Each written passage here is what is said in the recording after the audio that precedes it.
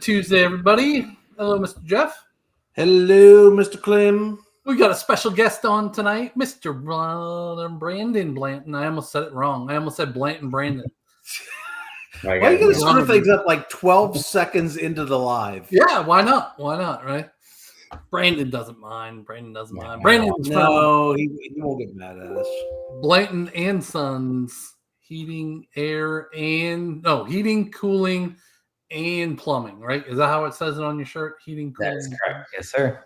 All right. Yeah, I forgot that you guys did plumbing for a long time. You'd been doing my HVAC stuff at my houses for me forever, and then I needed a new kitchen sink put in or something, and I'm like, I was all for snizzled. I didn't know who to call, and then my wife said, "Well, call Blanton, Jim Moron. They're a plumbing company also." I'm like, okay, well, yeah. She actually did call me a moron also.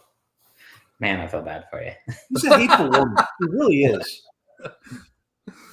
All right, so tonight we're going to go over some stats. I've got some cool heat charts that I found on Zillow that I want to hit on. We'll talk about a couple events, and then we're going to get right into everybody's HVAC and plumbing questions. So if you have any questions tonight, make sure you go down into the comments and post your questions in there. We'll try to answer them live. We got a bunch of content on that tonight because, hey, it's part of owning and maintaining your home, and we've got the expert on, so why not take advantage of that? We started these lives a while back, and they are just to answer your questions, anything to do with real estate and about moving to South Carolina, taxes, homes, anything, and now HVAC and plumbing tonight too. So I'm excited for that for sure. But let's get right into the stats from last week, Jeff. So my favorite question for you. This is I'm already frustrated because it seems like every time we have a guest on and they take guesses as to the answers, they're always closer than I am. So the HVAC guy knows more about the local Charleston real estate market than me, and so. And you know what? Here's the thing. I'm not completely convinced that you didn't text Brandon ahead of time and say, "Hey, the answer is 24" when I asked you. I think you think I would do that. I think you would do that. I absolutely do, just to make me look stupid. He did. He's going to show the text messages. All right, so let me have it, Brandon. The question that I ask Jeff every week, right? We talk about how many homes went under contract last week. And then there's a certain amount, a number of homes that are over $1 million in all of Charleston out of that number that sold last week or that went under contract last week. So that's going to be the question. How many homes over 1 million in the Charleston area? And so the number that went under contract last week is 183, but only 145 of those were single family. So about 40 or so of mobile homes or townhouses or whatever. But out of the 145, Jeff, I'm going to have you answer first to give Brandon a little edge. How many out of the 145 that went under contract are over 1 million. All right. So I had been guessing low every week. Like I Yes. was saying 17, and you were coming back at like 24. I'm gonna stick with my low because I feel like it's down last week. I'm gonna go with 17. 17. Okay. Brandon, what do you think? I'm going to have to go with 24 since that's the number that keeps being said. If it's 24, I'm gonna be so angry. All right. So the number over 1 million is 20. So right in between you guys. Exactly. 20 No, but over we're 1 playing million. Price is Right rules. You can't overbid. So that means I he win. was pretty close. I mean, All right. for a newbie, he was pretty All close. right, fine. Okay. Technically, Technically, I'm one closer. Yeah. Blanton Sons you are. win. You got the edge. Yes. So those 20 were over 2 million, and 2 of those were over 3 million. So prices obviously continue to go up. For our upper area here, Hanahan, Goose Creek, Moncks Corner, Somerville, Ladson, the median in Somerville, Ladson was 375, and there were 31 homes that went under contract. And actually a few more this week in Hanahan, Goose Creek, Moncks Corner, which includes Cane Bay. There were 42 that went under contract, and the median price was $393. So a couple months ago, both of those numbers were over 4. So it's interesting to see that they went down slightly here during the winter months, which is kind of normal, right, Jeff? Yeah, it is. And we're still messing with some higher mortgage rates. And we were also, the stats that we're looking at now, we're still in the election period. And for whatever reason, just nobody was buying houses until the election finished up. So that makes sense that we're seeing those, that data from a month ago. And it was off the tail end of a holiday too. So, yeah, that has something to do. Even Mount Pleasant was down a little bit with 14 homes sold, and the median was under 1 million at 790. So that I think that's normal for a end of a holiday week and all that. So. Yep. And then I'm going to share this heat map that I found on Zillow, which I thought was kind of interesting. Oh, I didn't even set up my screen share. Hold on. Window. Right? What is wrong with me? Well, all right, here we go. So this is zip codes in Charleston. So all of these, and Moncks Corner's in here, Cane Bay area, Somerville, Nexton is in here. So it goes all the way up, right? So year over year, the redder, the higher percentage year over year. Does that make sense? Okay, so the more red shade, it's getting warmer, is what you're telling me. Yes. Over the years. Okay. And the blue is negative. So for instance, what did I do? It opened another screen. There we go. Well, now I'm in Atlanta. How did I get to Atlanta? Well, you drove about 5 hours. Yeah, that was really quick. Okay, I got That's what she said. Stand by. Charleston. There we go. So up here, 29436 and 29468 was down, but that's out in the country. That's to be expected this time of year. Yep. But over here, where was I? Down here, 29438. That's down by where you used to own property, right, Brandon? Isn't that Hollywood? That is correct. Yeah. So that went up 12.6. Now, I think that has something to do with all the big builders starting to go down there and put in some of the neighborhoods down there, Ravenel and Hollywood and all that. So we're seeing some of those prices go up a little bit. And a whole lot of people want to move out of these developments and have the land. I've been thinking we're talking about weather temperatures for the last 2 minutes. No, this is year over year increases in prices. In prices. I'm back in the game now. I'm good. Yeah. So, out in the country, we see some increases, but in the northern part of the country here above Berkeley County, we see some decreases.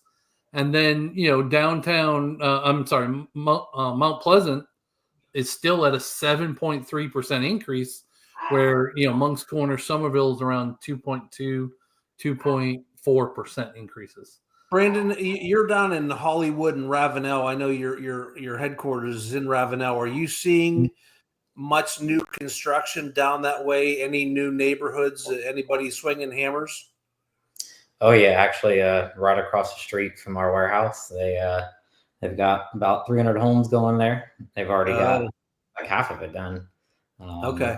All throughout Hollywood, there's probably another 4 or 5 new neighborhoods that have just sprung up. It seems like overnight, and they've got it all cleared, ready with all the underground utilities popped up, ready to roll. So how long would it take to get from your office to downtown Charleston? 35 minutes without traffic. See, so that's about the same, distance-wise, Mark, as living in Somerville. It's really just a different direction. It's the same distance, so it makes sense that it's moving out that way. Yeah, for sure. I mean, it's got nowhere else to go, right? Yeah. And then this kind of shows the same thing, but nationwide. So up in the Northeast, we see prices going up 5 to 7% in some of these metro areas. And then we still see increases here in South Carolina throughout the state in the 2 to 3%. But then down in Florida, we see some -1s, -2s. I'm guessing the hurricanes had a lot to do with that as well, and insurance, right? Boy, our client base makes total sense with that map. We've got a lot of people that are moving from the Northeast because it's more affordable to be here. Mm-hmm. We're seeing a decent number of clients coming up from Florida because they're tired of hurricanes. And then we've had, a decent number of people from the West Coast also. So our book of business makes total sense with that map. Yeah. So this is a new tool that Zillow has. I just thought it was interesting. So we'll be looking at this more and more in the future a little bit. All right, let's get into some events going on locally here. Jeff, I thought you'd like this one since we have our ELF event this Saturday. They are also doing ELF the Musical at Flowertown Players. Yeah, so, and speaking of ELF, our client event, if anybody's watching that is, our clients, or even if you're going to be our client someday and you haven't bought a house yet, if you're in the Charleston market and you'd like to come out down to the Citadel, no, not Citadel, the Northwoods Mall movie theater Saturday at 1:00, we have a movie theater rented. We rented the whole thing, 130 seats for ELF. Email me, jeff@charlestonarea.living.com, and I can get you tickets for Saturday. We still got some left. Yeah, 1:00, right? Yep. Awesome. So that was pretty cool. And then Holiday in the Park, which is up in Monk's Corner. So I don't know if you've ever driven through the lights up there, but it's right there at Santee Cooper. But you can also get out and see Santa Claus, crafts, foods, festivities. All of that is included with the drive-through of, I think it's $10 for the lights, which we know you can go through multiple times. So that was kind of cool. Brandon, have you been to that one and or the one down in James Island Park? I've been to both, actually. I've done both, and I'll listen. The James Island Park one is fantastic, but don't even think about going like on a couple weekends before Christmas. It's just insane to get in there. We've been going up to this one in Monk's Corner now for a few years. We love it. It's great. It's definitely a good one to go to with the kids in Monk's Corner. Yep. A lot less traffic in James Island. You're sitting there waiting. For sure. It's crazy over there. Mm-hmm. Yeah, Riley got lucky. I told him, "Hey, man, you're gonna be waiting an hour just to get in the park the other night," and he went through in like 15 minutes and he was in. Really? I was like, "I don't like you anymore." Not fair. That's your son. Mark and I are going. Where are we going up? We're going to see some lights or something up in Myrtle Beach later this month, aren't we? Yeah. Night of 1,000 Candles up at Brick Green Gardens. Have you been there yet, Brandon? I have not. Oh, it is great. It's not cheap, right? I think it's like $35 or $40 a person, but there's literally 1,000 candles all over. They're lit, Christmas lights everywhere. They do the tree light up.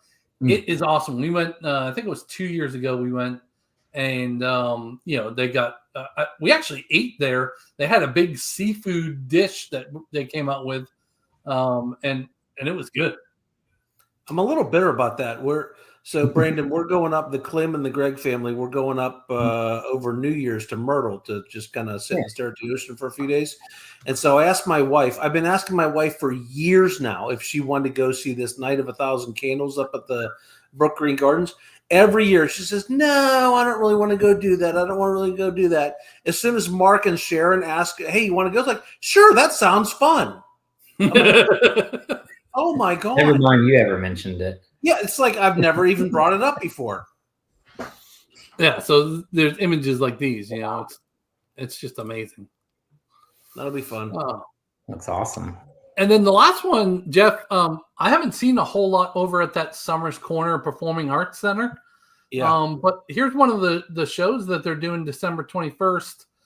They're actually having the Nutcracker, the Classical Ballet Center is going to be doing it, and they're selling tickets for that. So if anybody lives in Summers Corner or Horizons, where we have a lot of business over there, that might be something you want to do if you got family in town, December 21st at 2 p.m. I went to the Nutcracker in Pittsburgh many, many years ago. The real one, or? No, well, I don't know. It was ballet. I mean, I wasn't. I didn't have a physical body injury or something. If that's what you're asking. Did you skate around? No, it's not skating. It's ballet. Ballet wasn't my thing. You were skating in Pittsburgh. Well, yeah, that's true. They probably could do one in Pittsburgh, but yeah, I went. It was an employee actually bought me tickets, and so I felt like I had to go. But I didn't. It's not my thing. I liked the opera more than the ballet. Oh, okay. Yeah. Hello, Wes and Heidi from Connecticut. You guys are on all the time. Good to see you guys. Thanks for joining cold again. in Connecticut. Come down here. Yeah. I think they're coming down soon, aren't they? I forget. Yeah, I think so. I think they're on our calendars already. All right. So no other questions. So let's get right into Q&A with Brandon, and then Brandon's going to share some information. So Jeff, I'll let you take over from it. So let me tell you how I met Blantons. So Mark and I have a certain, we always have contractors that we refer our clients to. And I just happened to stumble across Blantons in my search many moons ago. And they were who I called to do work for me at my house. And I was really happy with them. And so they've continued to do work for us on our personal houses, did work for me on my rental properties. And we've referred them out to a bunch of clients. And I've actually had clients call me after and say they were fantastic. So Blanton's has done what we look for in all of our partners that we work with on a regular basis. And that's just basically no headaches. Like, I just want to know that it's going to get done. They're going to treat my people fair, and that I have no risk of getting a phone call saying, why would you ever refer me to a company like that? So I just have this complete comfort level that they're just going to do it right. And so we've had a years-long relationship now. We've bought and sold properties for the family, for their employees, and they've done tons of work for our clients. So we've been real happy with them. So Brandon, thanks for jumping on. Being the time of year and we've had some pretty cold weather here, I thought it would be a good time to do it. So family business, yes, you, your brother, your parents, it's the whole crew, right? It is actually, and actually next year we'll be transitioning just to me and Aaron, and my parents will fully step away. You're actually going to give mom and dad a day off. That is the plan. That's what the future sees right now around March, and so that's what's going. Can your dad actually step like? I mean, I get that he'll be out on the 9 to 5, but he's going to be poking his head through the door.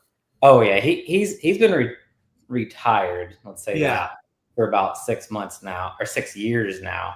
Right. And, you couldn't tell a difference in him. He still has a full-time job around the shop, and I noticed you guys have a whole new marketing going on, and I noticed the character is not you. So right, it ain't the boys. I'm guessing that's Dad, right? Yeah, that is definitely Dad. Yes, that's Dad. So did mom and dad start this company themselves, or did they purchase it from somebody else? Or tell me about that.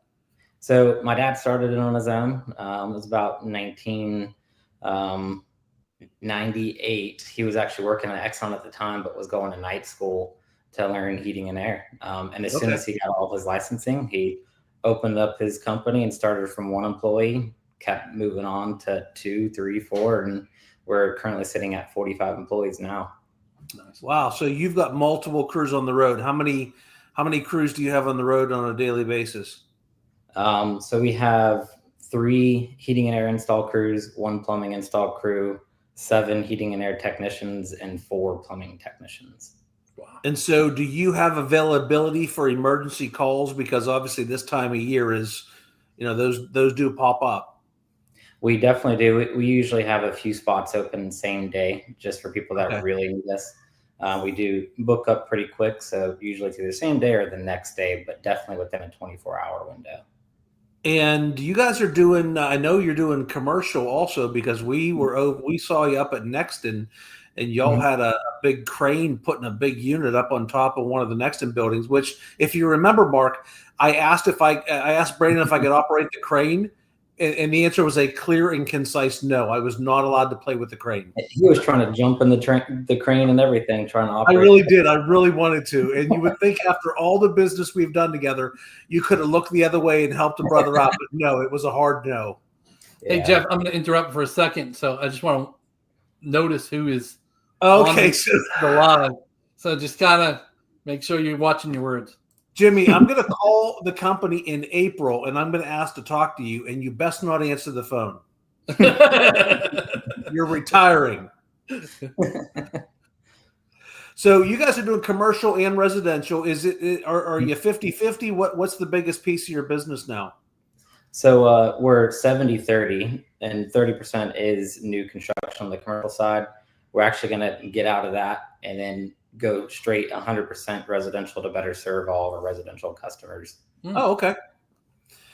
So I've had you do a couple things that I didn't even know could be done in my house. So a lot of the houses that we sell, we've got multiple zones. So there's a zone, for the downstairs and a zone for the upstairs.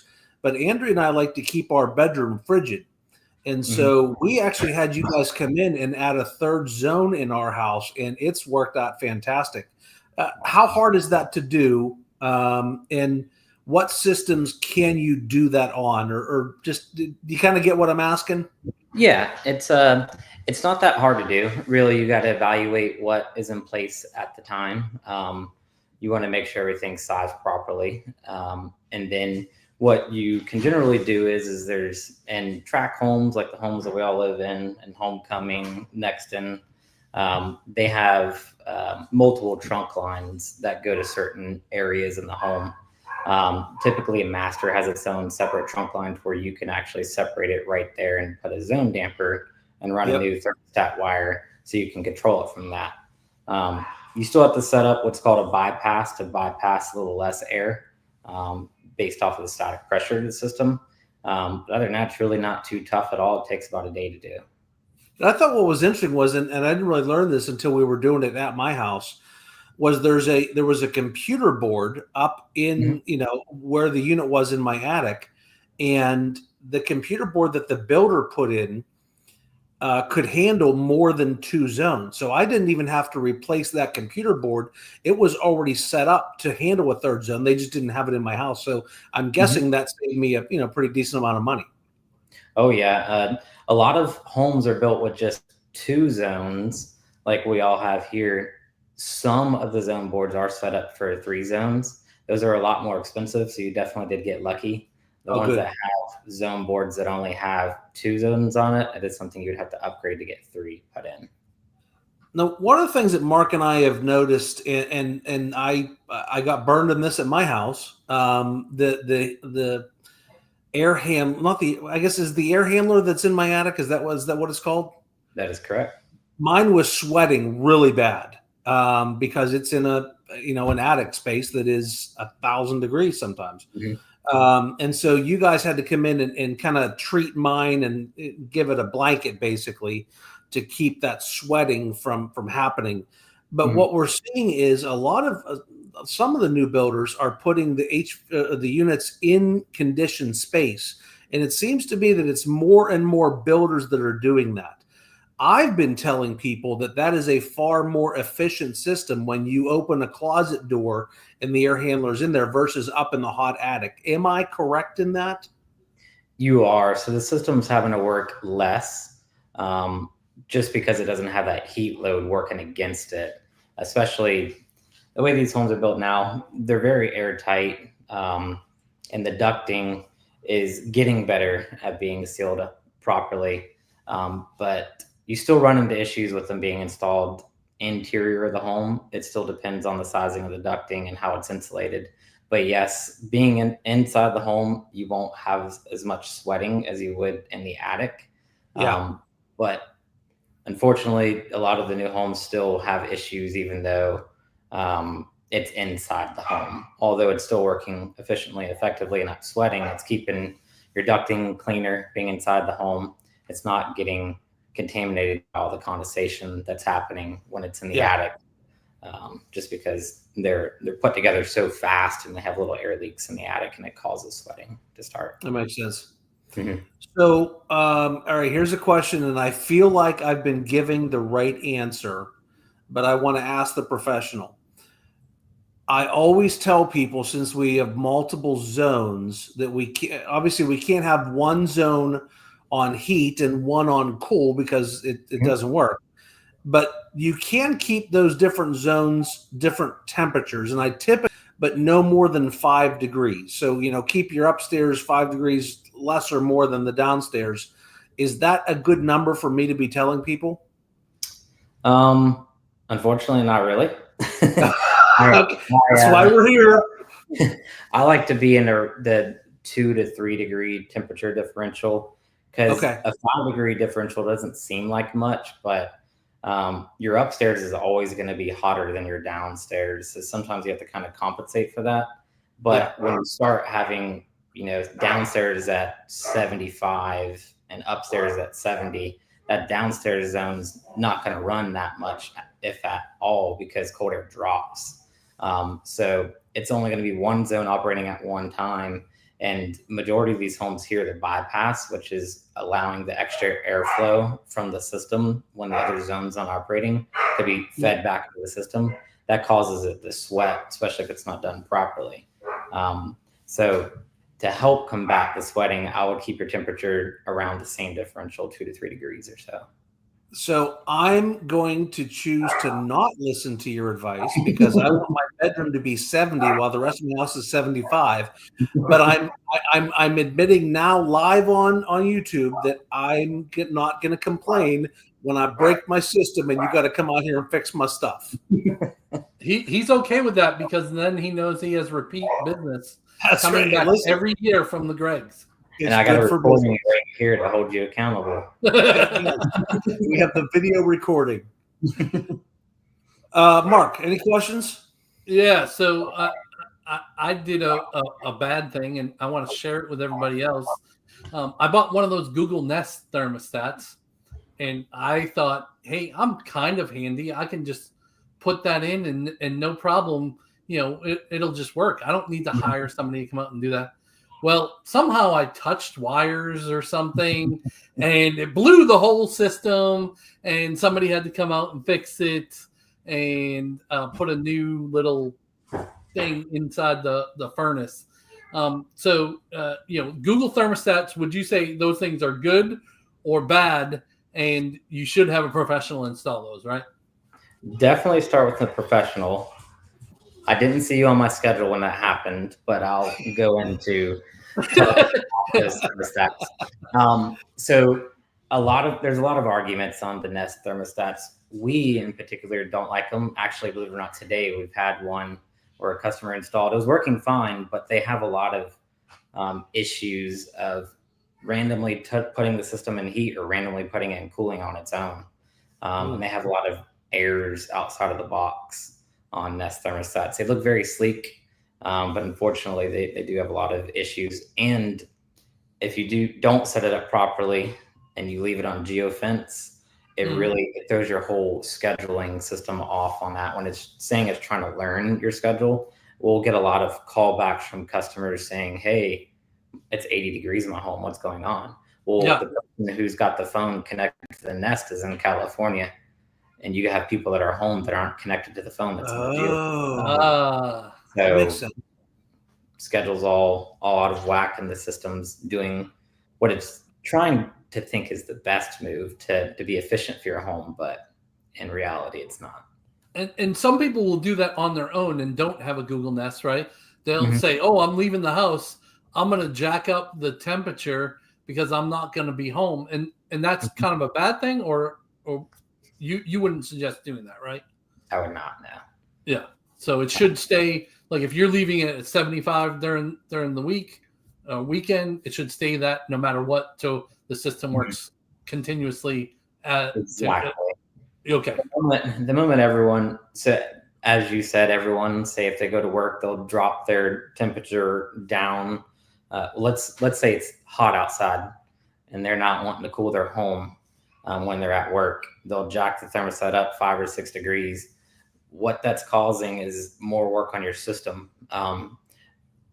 If anyone's ever had a system replaced or repair on their system, they'll know that it takes up to about 8 hours or so to fully cool your home down again. Your couch, your refrigerator, everything's putting off so much heat because of that ambient heat in the home. That system's got to work really hard to bring it back down to the same temperature. So you'll see a spike in usage on the system. It's using more power out of the home at that point. But if you keep it at a constant temperature, it'll flatline pretty much and keep a maintained electric bill. So you could potentially be costing yourself more money, it sounds like, if you were to drop your temperature down or up every day and then have to recool your house when you come home from work. That is correct. I've noticed that when I don't do that on a regular basis, but I have done that plenty of times when I'm going away for a week. And I'm always surprised at how long it takes to get the house cooled back down when I get home. And I turn it down, back to 72, 75, whatever, from the 80 or 82 that I had it. It seems like it's so. That makes sense. So, hold on. One thing. Yep. All right. I'm out. Sorry. I'm guessing this is one of your guys, Brandon. We should get these fellas set up with one of our home plates. Can you tell me what a home plate is? So it's a new product that came out that we're about to have in our hands. It's actually a wall plate cover for your thermostat. I'm sure you guys have ran across many homes where there's a new modern small thermostat with a big random color sheetrock patch behind it. So these cover plates actually can just slide right on the back of a thermostat, but they actually have I don't know the exact terminology, but you know how you can tap your phone on those Google cards and give someone a review? Yeah. You can actually tap it with your phone and schedule from there or order filters from there. And it all that's cool. Mark, did you see what happened when he made that motion? Yeah, I think it's a thing. He made the heart and it made the heart thing. Yeah, why doesn't mine do that? Because you're not loving enough. There was hearts around his head. That was amazing. That was good. All I'm going to focus on the rest of this hour is trying to get the thing to. No, nothing. I don't have a heart. I got all scared when he said home plates. I had a flashback. I thought it was something dealing with baseball, and I struck out at T-ball when I was 7. And I've been like, I've really been stressed about it my entire life. It's a very embarrassing thing. Thanks for Let me ask a plumbing question. So I have a friend that, in the wintertime, he had a outdoor water heater and it froze up on him. So he was out there with the hair dryer, trying to pull the lines out. trying to do. So what's the best way to stop that? Because some of the builders are putting them in the garage, which is very helpful. But it seems like a lot now, 90, 80% of them are putting them outside the home. Not that we get a whole lot of cold weather here in Charleston, but it does freeze sometimes, right? That is correct. They're putting them outside of the home because they are cheaper for those models because you're not having to puncture the side of the home. I recommend interior if you have the room for it. but a great way of keeping it from freezing. There's many ways, but the one that we recommend is running hot and cold water, just to keep your water moving, because moving water doesn't freeze. There's many other things you can offer, heating cables. You could put around your water heater if you're not wanting to run water. There's a lot of people that like to make sure their water bill is not so high from running it constantly. So they have heating cables. And really, when there is a service call from it being frozen, we'll use a heat gun to get it unfrozen, to get it up and going. So a hairdryer is a very good way of getting it undone on your own. Yeah, well, it was very cold, and I could have used a heat gun because my little Conair 1999 Amazon special, it took me forever, and it was freaking cold outside. That was 2 Christmases ago. We were like in the teens that Christmas, and I wasn't the only one that froze up. So when you say run water, like how much and how many different faucets? So the question is it every faucet, or can it just be the faucet that's like farthest away from it, or what would I have to do? Yeah, so I usually do the one furthest away, but just for me, and I'll go as close as I can to the water heater and as far away, because I have no idea how the houses are plumbed. There's many changes that go on during a build of a home, especially if you have a custom home or even a new build, to where, say if they couldn't sell it, they'll knock a wall down and reroute the plumbing. So without knowing that, I usually recommend 2 or 3. Some people, if you want to do more, that's fine.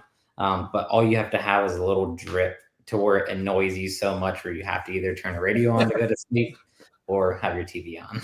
So if the faucet is like my mother-in-law, I'm okay. If it's annoying me, then I'm good to go. That's what I've heard. Perfect. You don't need a constant steady stream, but you want to drip. You're like, where is that coming from? I mean, geez, that it really that would be not that much water over the course of a night. I mean, it's not like you're going to get a $200 water bill from doing that a couple nights a year. No, you definitely wouldn't be that high on a water bill. There is people out there that will run it way more than a drip. So yeah, you could get to $200 or so. Yeah. If you're doing it a whole month, if we're in the teens or the 20 degrees or so.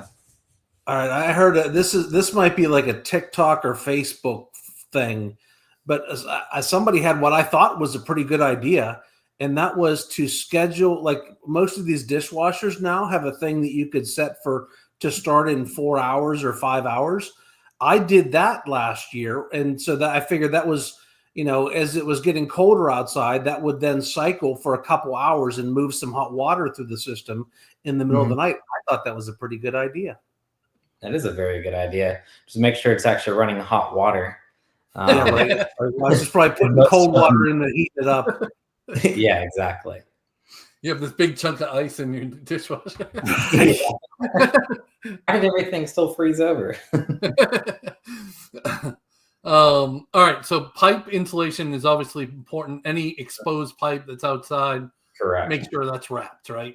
Even exterior walls. So in your attic, you have to make sure all that's considered exterior because it's still exposed to all the outside conditions. So anything in your attic, if you see any exposed water lines, you have to insulate those as well. Or even in your garage, there's a lot of homes that will get water lines ran after the home's built, and they'll just have it strapped up on the wall. You have to make sure it's all insulated as well. Okay. And so speaking of attics, insulation in your attic is obviously huge for energy conservation for HVACs. Oh yeah. Is there certain like there's R38s and R30s, and is there a certain number that everybody's supposed to have or should have? Would you recommend upgrading insulation when the builder offers that? So I believe, don't quote me on this, I believe it's R30 for your actual ceiling. Depends on what type of insulation you have as well. There's many different types: spray-in, spray foam, closed cell, open cell. Closed cell and open cell are probably the most efficient insulations to have in your home, and it'll actually cause less wear and tear on your system too, especially if it's in the attic. If you see any of your ceiling joists and you have blow-in insulation, you most likely need more insulation in your home. But if you have batt insulation, which is the one with the paper back, You want to make sure the paperback is facing the sheetrock and insulation is facing the actual roof. But if you have paperback, you want to make sure that's filling the entire joist as well. You don't want to have 2x6 boards and 4-inch thick insulation. You want to make sure you have as thick as you possibly can, about 6 inches to match the depth of that. Okay. So go ahead, Joe. one of the things that I know I've heard before from some of our clients, we do, I don't know if you know this, Brandon, but we do a ton of work in the 55 pluses. So the Del Webbs, the Four Seasons of the world. And a lot of our people have their houses built with the little gas stub outs outside for like a grill. Mm-hmm. The plumbing side of your business, are you able to run that out? Like if they wanted to put an outside kitchen in or a fireplace in a different spot, is that something that the plumbing side of your business does? They can run that around the back porch kind of thing? Yeah, we definitely can. We do that almost every day. You can either put a quick disconnect for a grill if it's up near porch, where you can move the grill away and put a new disconnect on and use a fire pit in the backyard, or you can permanently run hard pipe and go underground with some underground protection going to a fire pit you may want further in your backyard, or anything you can really imagine we can tie into and run it somewhere and just make sure it's sized properly. And then a lot of our houses we sell have really big, nice, elaborate back porches that are screened in. And we're seeing more of a trend of people putting this rubberized windows, basically, that make it more like, more secure. And they can open them up in the summer if they want the air in. But tell me how a mini split works, and what if somebody had a nice big back porch and they had those kind of rubberized windows. The house wasn't built to just leave the big sliding door open and have the regular HVAC system cool and heat that outside porch and patio. So what does it take is a mini split what I'm talking about that would do that for the back porch? Yeah, mini split would be the best option. They have different choices from floor models, ceiling mounts to wall mounts. That is the best solution for adding on a sunroom that has the material we're talking about.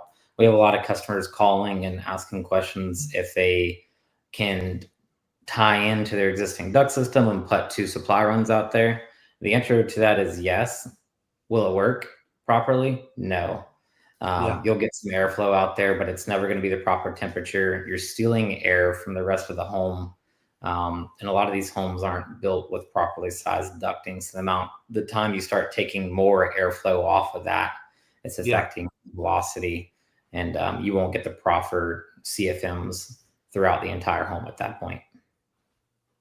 And then the other question about a lot of the 55 pluses that we do, and actually just in any house, is these ceilings are 9-10 foot ceilings now.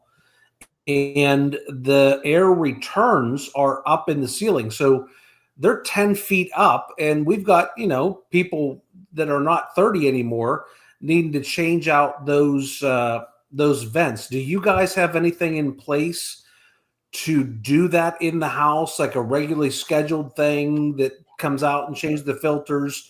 And then I want to talk about how often and what types of filters to use after that. Yeah, we definitely would change it on the maintenances every 6 months. And if it's anyone that needs assistance, we'll do any time frame they really want to come out there and change their filters for them to help them out. There's multiple other options you can have to either not have a filtered grill inside the actual grill inside your home. You can put it inside the attic, which would then kind of go into one of the questions that you're going to most likely ask about filters, about different types is where I was about to go with that. Yeah. What we've been telling people is this is one of the things in life where you don't want the big expensive. In the filters for the air returns in the ceilings, you want to go with the basic kind of pleated, like that V-shaped pleated deal. Less expensive is better than more expensive, and just change it more often, because as I understand it, the expensive ones restrict the airflow and it's making the unit work harder. Is that all correct? That is correct. Before you put a nicer filter in, HEPA, they go off of MERV. So you'll see on the side of your filter, if you turn it to the side, majority of them are more MERV 6 or MERV 4 or MERV 8. I usually recommend a MERV 8 because it's in the middle, especially if you don't know what the static pressure is of your system. The static pressure is, the entire system of the entire pressure of the system. That has to be at a certain point. That way, the system doesn't start freezing over, short cycling. There's a lot of things that can happen if you have a too restrictive filter. As far as water on your ceiling is what could happen as well.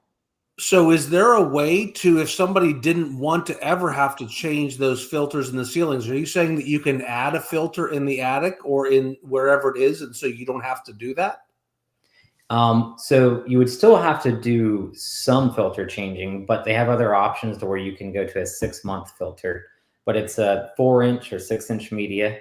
It depends on what option the customer would go with, to where it would be right next to the air handler in the attic, to where one of our technicians will go up. It's got a door hinge on it. You drop it down, you pull the filter out and put another one in. That way you're not have to change it. You don't have to change it every single month. Okay. So obviously new air conditioners for houses are very expensive. Mm-hmm. In South Carolina, what would we think the average expectancy, the life of a full-blown system would be? Is it 10 years, 15 years? Is there an average, or it's just all over the board? It's really all over the board. So it depends on if you're close to the coast. A lot of customers are living out in that area that moved from, the Columbia area. They're not too keen on the systems lasting 5 to 7 years. You'll start seeing the coils deteriorating outside. And when you live out in a salt air environment and you're opening up your doors, you have that salt air coming in and it's going right through the indoor system as well. So it's causing it to rust faster. Oh, that actually makes a difference living closer to the ocean. Oh, yeah. And I know you were talking about Myrtle Beach earlier. That's actually, look at some of the systems when you go there. You'll see exactly what I'm talking about on the coastal line. Okay. Average is 10 years on life expectancy. They can last anywhere up to 20 years if they're taken care of. But we do see average around 10 years, and they do go up to 12 to 15. But at that point, you're losing a lot of efficiency because your compressor, which is your outdoor piece, is starting to draw more amps. And the more amps, the more power it's using. So it's less efficient at that point. So, hold on. I see a comment here, Mark. We need to put Adam's comment up here. Yeah,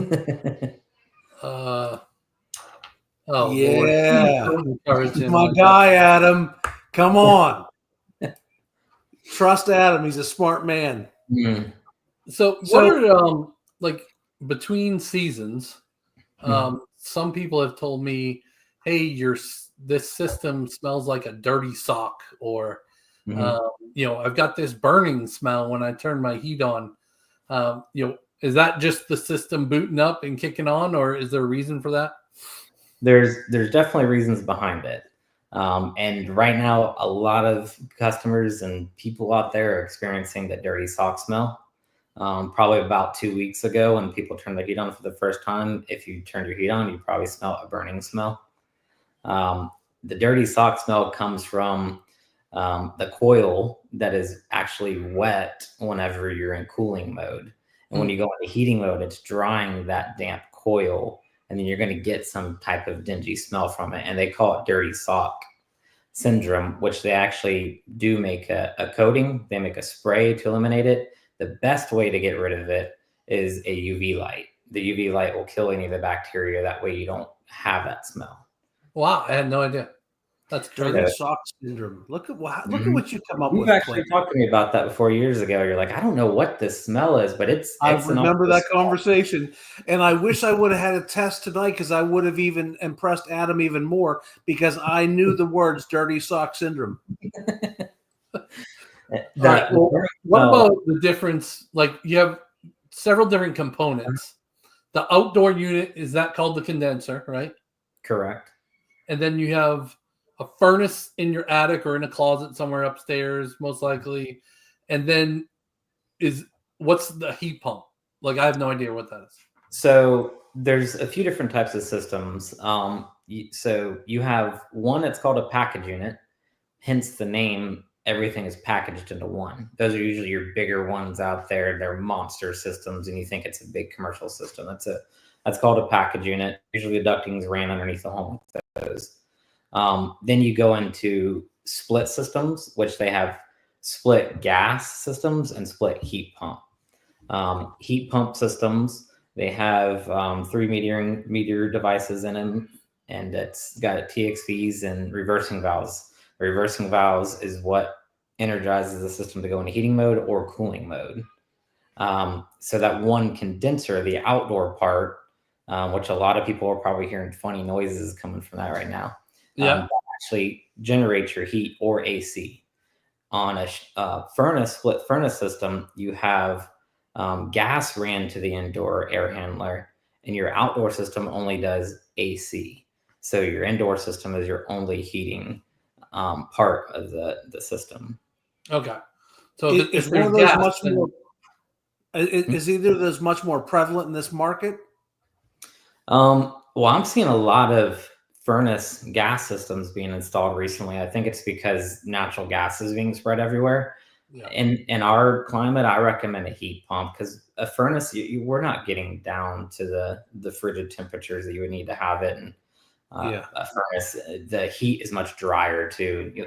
People with furnaces probably notice when they're vacuuming their homes, they're getting shocked in the winter times, because it really has taken all the humidity out with that dry heat. Sometimes you have to add a humidifier with those in our area. So that makes sense, Mark. I mean, you and I come from an area where you most assuredly had a furnace, right? Yeah. Mm-hmm. Yeah, in Massachusetts, and so did I in Pennsylvania. So that makes sense. All right. 2 other questions that I just thought of.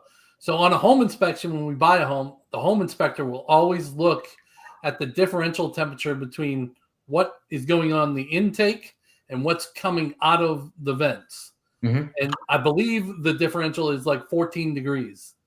Is that go ahead, Jeff? Yeah, I was going to put my number out there. I was going to go with 14 also. Okay, is that what it should be, and is that a good way to say that the system is working properly? It is a very good way of telling if the system is working properly. 14 is very close. You can do 14. We usually do 15. Companies have different methods that they go off as well. But if you do have a 15 degrees temperature differential, which in the heating and air world is called delta T, then you can definitely tell the system's operating like it should.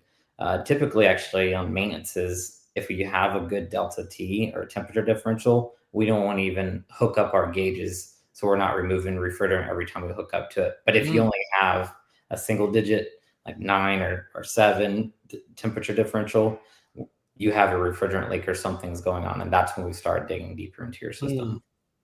Very good. Very good. I was doing we had clients that were out of town, and I was trying to act like I was smart, and we have a heat gun, and so I was checking the temperature differentials before on a video with them, and I thought, I'm like, the system is horrible. This house stinks. It's terrible. I was taking the temperatures of the jumper ducts by mistake.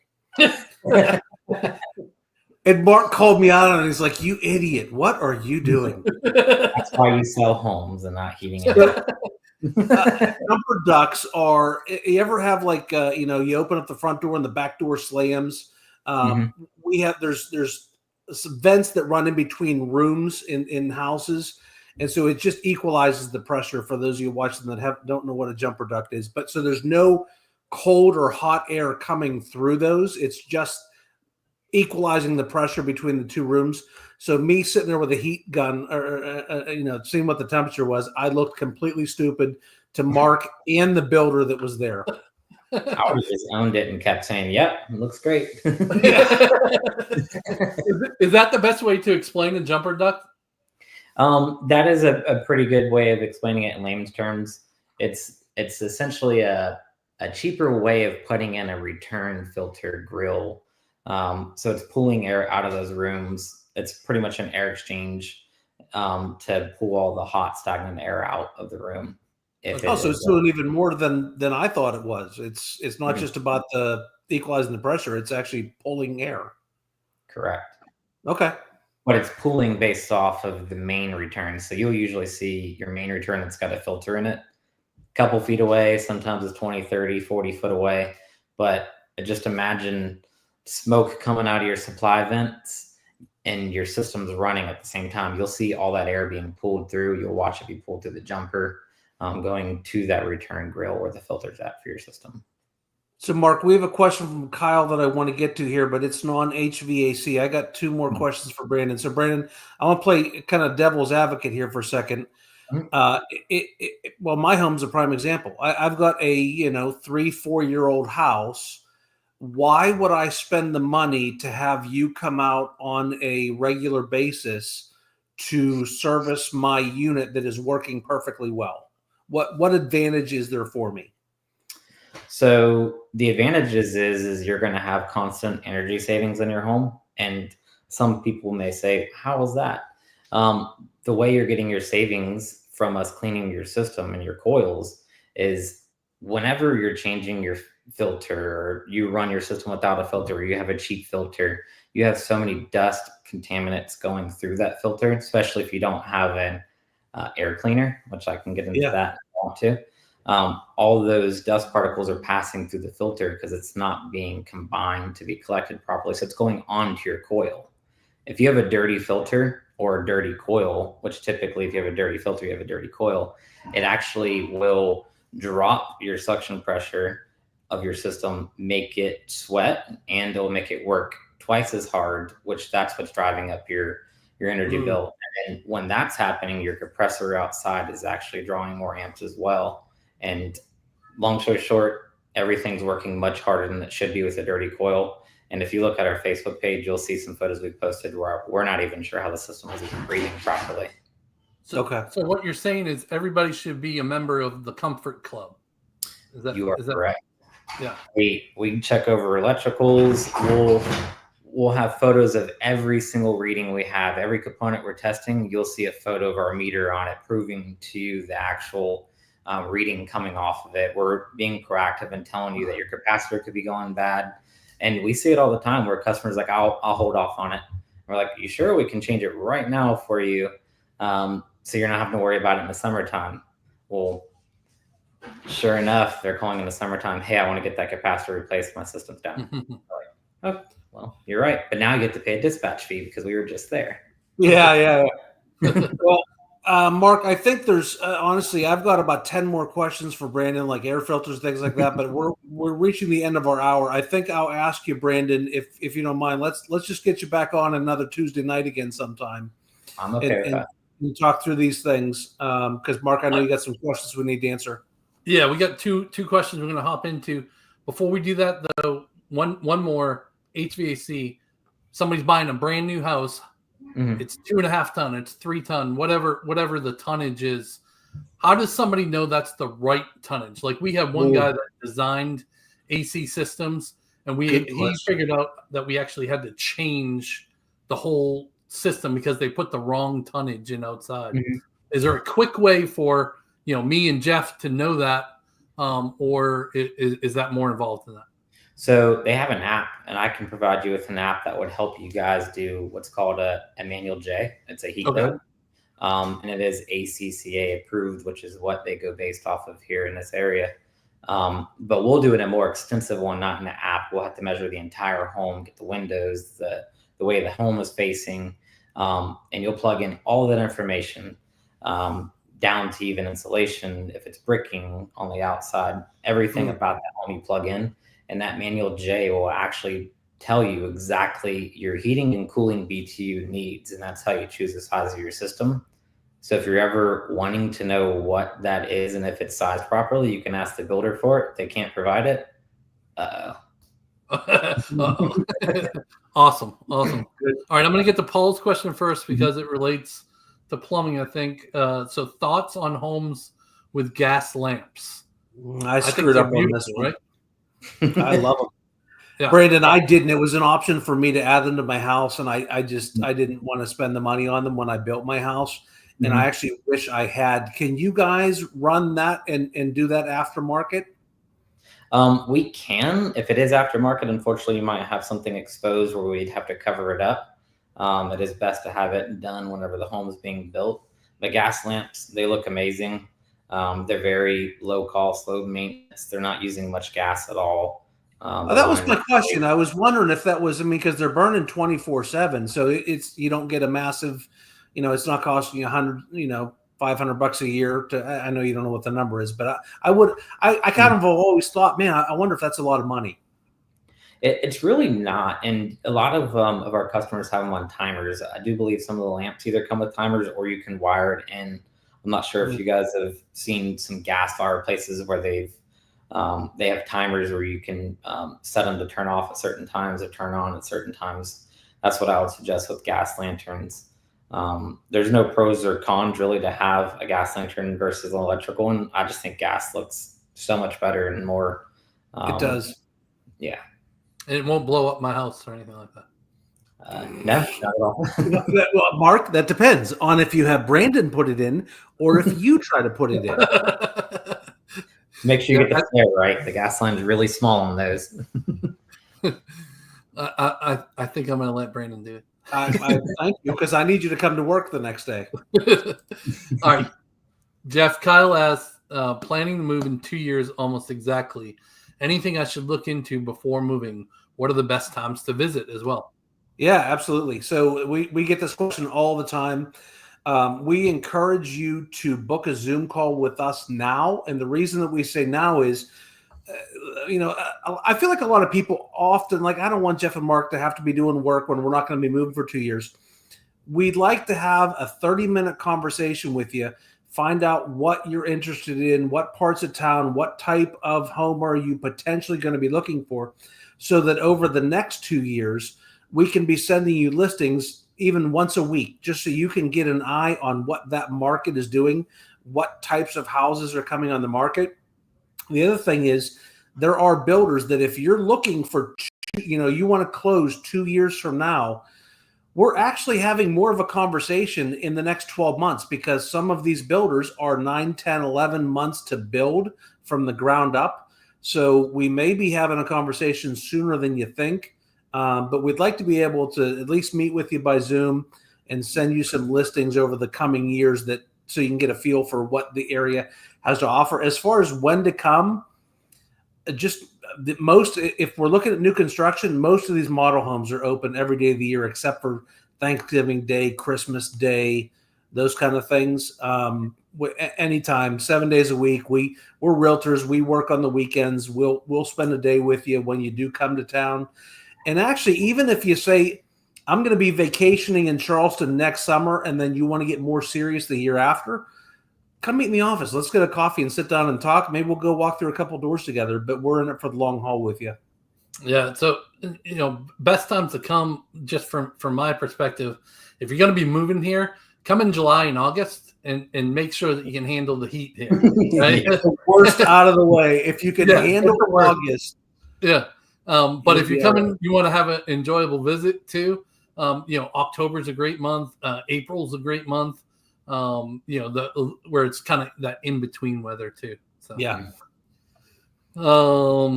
Let's see. AJ says, great subject, much appreciated. Thank you, AJ Outdoors. Yeah. All right, so we are over. Brandon, is there any last minute tips or anything that everybody should be doing right now before we go? Watch the weather and make sure you guys are running your water, because it's coming up in about a week again. Yeah, it's gonna be cold again. Frozen pipe plague or broken water heater. Yep. Well, if you guys want to reach out to Blanton Sons, here's their phone number. They're on our website as a preferred vendor, of course, too. But it's right here on screen. You can take a snapshot of that. You can even email them, office@BlantonandSons and spelled out.com. They are a great company, always have taken care of our clients, and we appreciate you being on tonight, Brandon. Thank you so much. No problem at all. Thanks for having me on, Mark and Jeff. You guys are awesome. Yes, sir. Appreciate you. Jeff, any final words before we go? Yeah, anybody that's in town that wants to go see Elf Saturday at 1:00 down at the mall, we've got a bunch of seats. I'm even buying popcorn and drinks. Email me for tickets, jeff@charlestonarealiving.com, and we'll get you set up. Awesome. At the very end here, we're going to have a QR code. You can scan that QR code, book a Zoom call with us. We love to do Zoom calls, and we'll figure out kind of what is the best community for you to live in, for the lifestyle that you want to live and the budget that you want to spend. Look forward to it and see you next week. Have a great one. See y'all. Hey, everybody.